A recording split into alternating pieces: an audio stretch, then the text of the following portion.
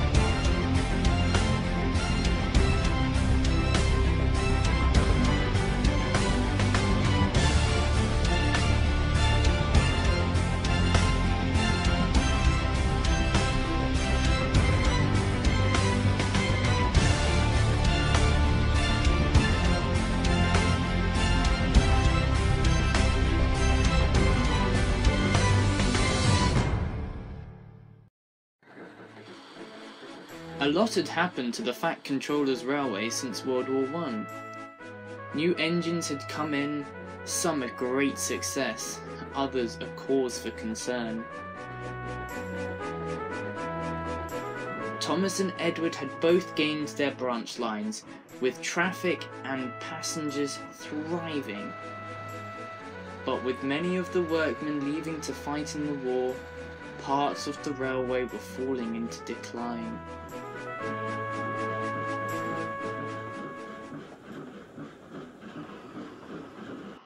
At Farquhar, Thomas had finished his run and was getting ready for his return trip in around half an hour's time.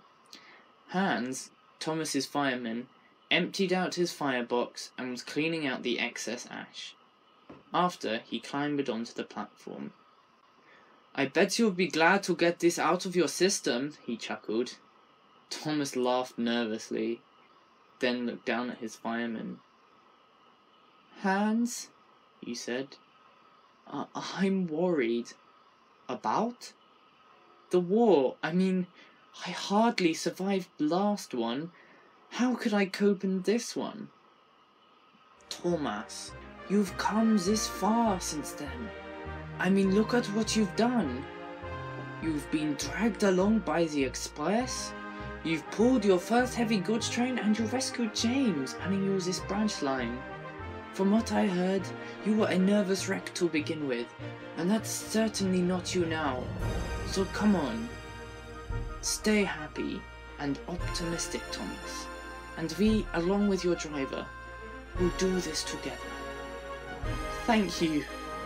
Thank you so much," Thomas said. "That means a lot."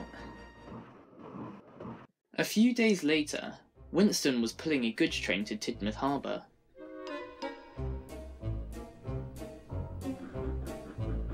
To his surprise, the track ahead was blocked by excess trucks. "Oh," he exclaimed as he stopped. "What's happened? Normally Percy's got this sorted out." "Normally I do," Percy said from the other line, "but I've been trapped in this siding." "Trapped?" Winston exclaimed. "By who?" His question was answered when a small red tank engine pulled up alongside Winston. Winston gasped. "It's rude to stare," the engine snapped. Winston read King George on his nameplate. "So sorry," he stuttered.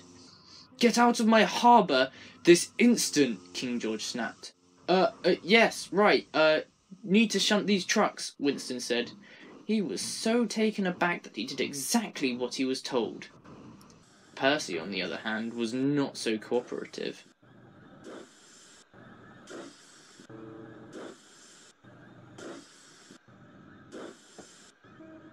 "Who do you think you are?" Percy snapped. "I'm the station pilot at Tidmouth. I do the shunting here." "Then go back to your station," King George snarled. "This is my harbour." "What?" Percy said, but his signal dropped and he had to steam away. Later on, Percy arrived at Tidmouth with some coaches. He saw the Fat Controller on the platform. "Sir, who was that new engine?" Oh, King George. He's been given by the Ministry of Defence to work at Tidmouth Harbour. He'll be helping with the exports of munitions." "Munitions?" "Yes, Percy, munitions. Dangerous work. You be careful round the harbour, okay?" "Yes, sir," Percy groaned. It was bad enough having King George about. Now the island was having to deal with munitions too. At Tidmouth Harbour, a man came walking up to Adam. He smiled before asking, "This is Tidmouth, right?" Before Adam could reply, King George bustled in.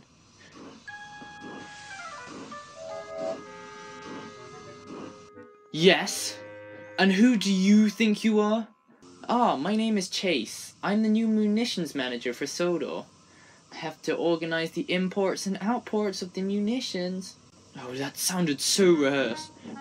"Oh, I didn't rehearse. Well, this is my port, and you are trespassing," King George snapped. "Excuse me," Adam snapped. "Who do you think you are, speaking to a newcomer like that? I am so sorry." "It's quite alright," Chase smiled.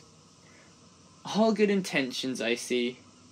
Now I must speak to the harbour manager. A big ship is coming in soon and I need to organise its unloading." Adam was furious with King George as he set to work. His next job was to transfer some explosives from Tidmouth to Vickerstown. Normally this would be done by shipping, but with Tidmouth Harbour full, the North Western Railway was contracted in moving it. The trucks were placed at the end of another long goods train, half of which was needed at Marin. Adam looked at the train that King George had just shunted. "There are way too many trucks," he exclaimed, looking at the long line. "Well, they all need to go, and I'm not shunting them away again. So either take the whole line, or leave it all." Adam furiously coupled up and set off. He hated slow goods, and being in a bad mood wasn't helping. It was going to be a rough day.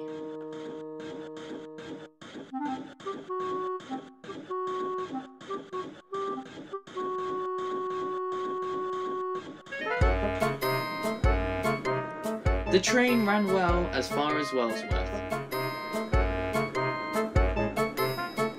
Edward whistled a cheery hello, but Adam completely ignored it.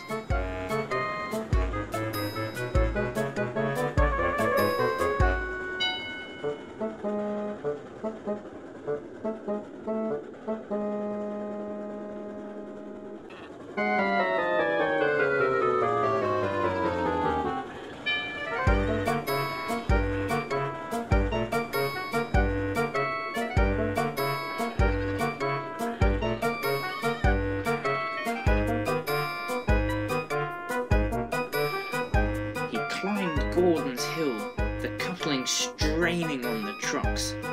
"Not gonna let this hill beat me. I'm gonna show that King George."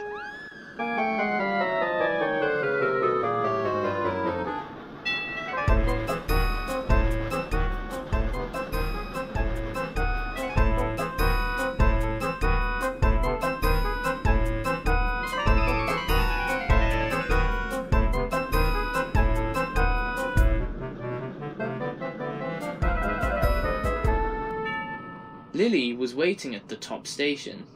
After the Fat Controller's speech, she'd been sent to work at Vickerstown and wasn't aware of King George's arrival. Adam ignored her as he passed. "Oh, what is it this time?" she sighed. It's that King George. He thinks he's special.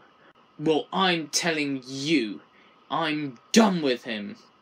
Oh, why can you never get on with newcomers? Lily sighed. You've never met him. Adam had to stop at the end of the platform, but his train was so long that some of the trucks were still on the hill. Half of Adam's trucks were uncoupled, and Adam prepared to move into the yards. However, he was in a bad mood. He jolted backwards, and the trucks at the end of his train began to roll away down the hill.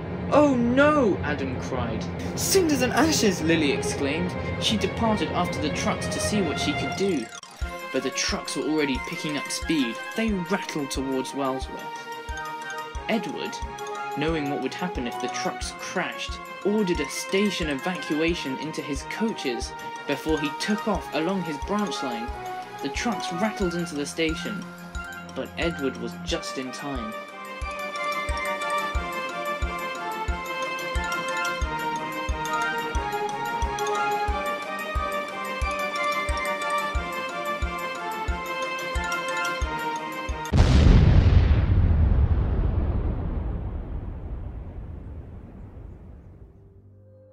The explosion was a big one.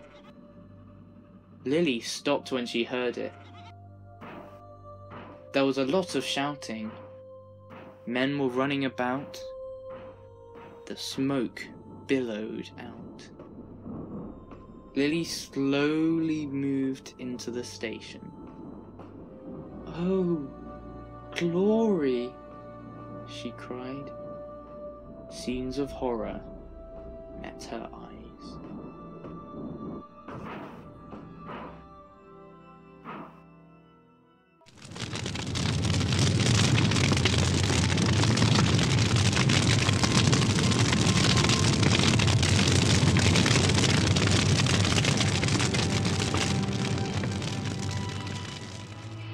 "What a disaster!" the Fat Controller boomed.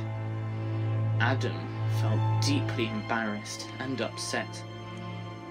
"You've upset everything and caused one of the most serious accidents that my railway has ever seen." Adam wanted to say that the accident was down to King George shunting him too many trucks, but he knew it wasn't a good time.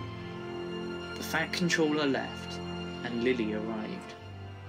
"Are you okay?" "Nope. It's pretty clear that I'm not going to be used now. I'm too dangerous." "You were just in a bad mood," Lily said, trying to cheer him up. "I'm sure the Fat Controller will see." "No, he won't! He never does!" Adam lashed out suddenly. Lily was taken aback. "I'm sorry." Oh, Adam, what made you like this?" Adam stopped and sighed.